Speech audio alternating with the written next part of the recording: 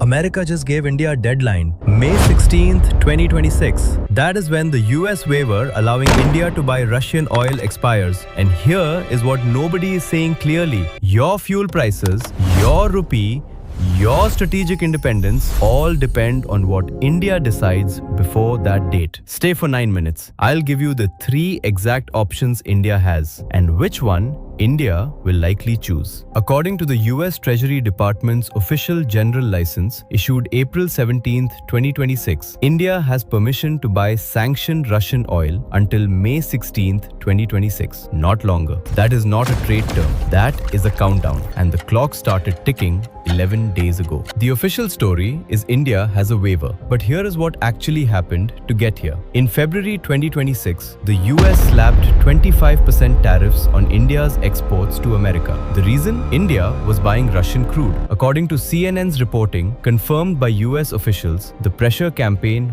worked. India sharply reduced Russian oil purchases in exchange for the US revoking those tariffs. Then the Iran war started. Hormuz closed, and suddenly Russia was the only available large-scale alternative. So the US issued a 30-day waiver in March. Then US Treasury Secretary Scott Bessent said publicly this waiver will not be renewed. Then he reversed himself 7 days later and extended it to May 16th. Then on April 24th, he told the Associated Press, no third renewal. I wouldn't imagine that we'd have another extension. I think the Russian oil on the water has been largely sucked up. May 16th is now confirmed as the hard deadline. No more extensions coming. Let me explain exactly what India is dealing with. India saves money by buying Russian oil. Before the Iran war, Russian Urals crude traded at a $13 per barrel discount to Brent. According to oil price, citing Indian Express analysis, India saved $12.6 billion from discounted Russian oil since 2022. $12.6 billion.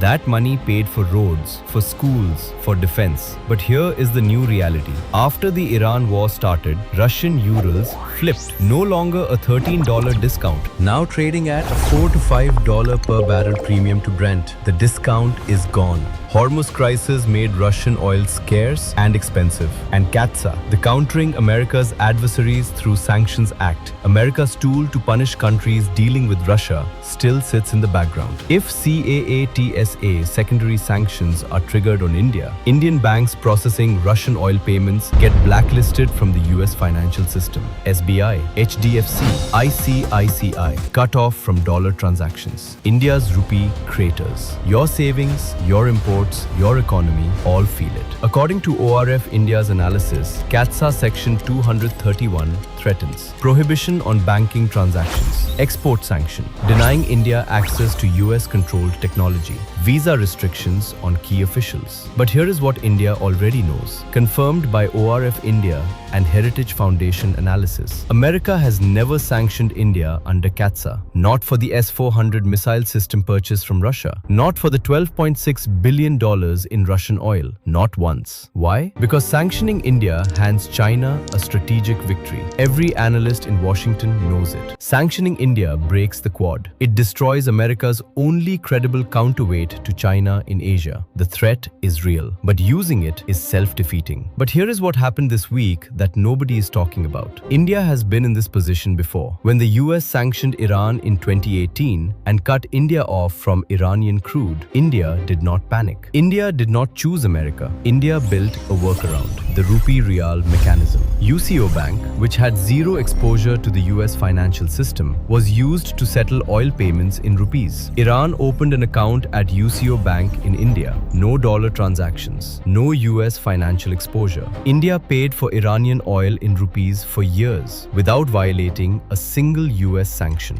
And on April 27th, the same week the May 16th deadline looms, India signed a new free trade agreement with New Zealand. India signed RELOS, a reciprocal exchange of logistics agreement with Russia. 7 trade agreements in 4 years. India is not waiting to choose sides. India is building around the choice entirely. When your NSA goes to Saudi Arabia, your FM goes to UAE. Your Commerce Minister signs a New Zealand FTA all in the same week. That is not coincidence. That is structural independence being built in real time. India heard the pressure. India is responding. But here is the critical truth nobody wants to say out loud. India's workarounds work for 2 to 3 years maximum. At some point, America forces a structural choice, and only one of you can make that decision for 1.4 billion Indians. India has exactly 3 options. According to Carnegie India's analysis of India's CAATSA dilemma, confirmed by ORF India, option 1, reduce Russian oil purchases, appease America. Cost $8 billion per year in higher import bills. Benefit, technology access, Quad stability, US market access secured. Risk, fuel prices spike immediately. Option 2, build workarounds. The Iran playbook applied to Russia. Rupee ruble mechanism, no dollar transactions, UCO bank model extended. Cost, diplomatic friction, legal grey zone. Benefit, India keeps buying oil on its own terms. Financial system protected. Option 3, accept secondary sanctions. Refuse all US pressure. Cost, Indian banks blacklisted. Rupee collapses. Technology sanctions triggered. This option is effectively unacceptable. India is aware. India is already pursuing option 2. India has a plan. But, and this is critical, option 2 only works if America lets it work. And America lets it work only as long as India is more useful as a partner than as a target. So here are the 7 things every Indian needs to understand and do right now. Thing 1. Understand what CAATSA actually is today. CAATSA, Countering America's Adversaries Through Sanctions Act, passed 2017, signed by Trump, targets entities dealing with Russia, Iran, North Korea. Secondary sanctions mean America punishes not just Russia, but anyone doing significant business with Russia. If trigger on India, your banks lose dollar access. Know this law. It affects your savings directly. Thing 2. Audit your bank exposure. This week, SBI, HDFC, ICICI process most India-Russia transactions. If secondary sanctions hit these banks, dollar transactions freeze. Check. Do your EMIs, salary transfers, foreign education payments run through these banks? Know your backup. Keep a small account in a bank with no Russia exposure as contingency. Thing 3. Watch May 16th. Not the news cycle. May 16th is the real deadline. If the waiver is not renewed, watch for rupee movement within 48 hours. Set a Google alert for US-Russia oil waiver India. If rupee crosses 96 to the dollar within 24 hours of May 16th, that is your signal to act. Thing 4. Fuel budget for volatility. 2-week horizon. If waiver expires without renewal, fuel prices could rise 4 to 6 rupees per litre within 30 days. Budget for it now. Pre-fill vehicles where possible. Lock petrol cards at current rates if available. Thing 5. Protect remittances if applicable. If you or your family receives remittances from abroad, convert to Indian rupees now.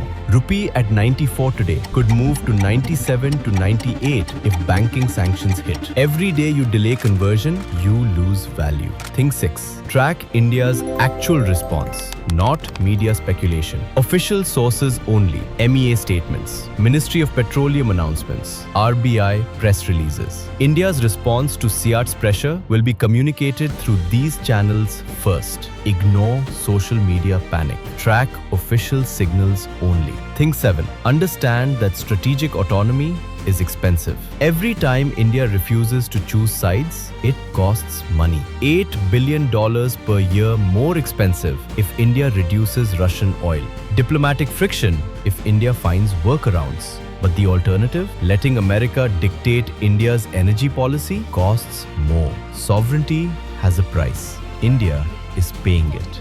Know why. What this means for Bharat. America gave India a deadline, not to threaten India, to test India. Will India flinch? India has 1.4 billion people who need fuel, food and stability. India has $12.6 billion in savings from Russian oil since 2022. India has a navy escorting tankers through a minefield to keep your lights on. India has signed 7 trade agreements in 4 years to reduce the leverage any single partner holds. And India has a history, 55 years, of refusing to choose sides when every global power demanded it. Peter Navarro called India a laundromat for the Kremlin. Here is what India's Petroleum Minister Hardeep Singh Puri ji actually said in response. Russian oil has never been sanctioned like Iranian or Venezuelan crude. India's adherence to all international norms prevented a catastrophic $200 per barrel shock. That is not a country choosing sides. That is a country choosing its people. Not with panic, with strategy. 7 things understood today. CAATSA.